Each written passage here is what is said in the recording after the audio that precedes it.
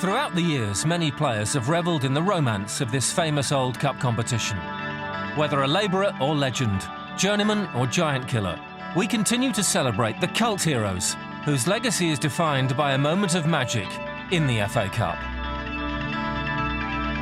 Centre-forward Keith Houchen made almost 700 appearances during a career spanning 20 years. But it's the split second he spent airborne for Coventry in the 1987 FA Cup final that elevated him to legendary status. Wembley was this wonderful historic place. I'd grown up as a kid thinking about all these ghosts of Wembley, Stanley Matthews and Bobby Moore and all the stuff that went with Wembley. Suddenly I became a part of that. If you ask any of the lads, it was just like a ride we got on. Never for 1 minute did I imagine that we were going to go on and win the FA Cup in that season. Coventry's £60,000 signing from 4th Division Scunthorpe United flourished during his first season in the top flight. Houchen's 4 goals in the Cup helped thrust the club into the spotlight, ahead of their maiden appearance in the final.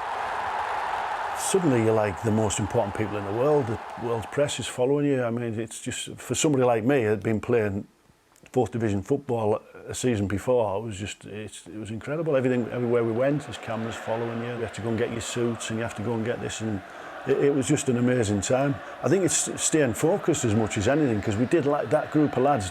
They loved a beer and they loved a good time, and it's trying to focus the whole thing and not get carried away and not forgetting that, you know, at the end of it all, there's a game of football to be played and you had to be at your absolute best. When you first get your kit on and you're waiting in the tunnel and you want to get out and you want to get out, and it's like a light, it's a square at the end of the tunnel, so you're walking up in the dark and then you suddenly break and this crescendo just boom comes out, and the colour, and it was just an amazing time.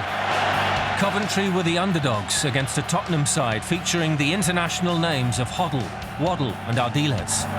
It took only 2 minutes for the favourites to show their class. The thing is, if somebody scores a great goal against you, there's not a lot you can do really, and Tottenham's goal was an absolutely wonderful goal, and we just glanced round at each other and went, uh-oh, it's not going to be one of them, is it? But minutes later, Houchen's flick-on allowed Dave Bennett to equalise. On the stroke of half-time, Gary Mabbott restored Spurs' lead. Cue Keith Houchen. Even as a kid, if you're playing in the school, I remember playing in the schoolyard on the tarmac. There was something about doing diving headers, wasn't there? If the ball's at a certain height and stuff, you used to like to throw yourself and get a diving header. Big kick from the goalkeeper, from Big Stevie. And Cyril's won his flick on, which I knew he would. Once I'd laid the ball out to Dave Bennett, my main aim from getting the ball out to Benno was to get back to the opposite post and try and get into a dangerous area in the box.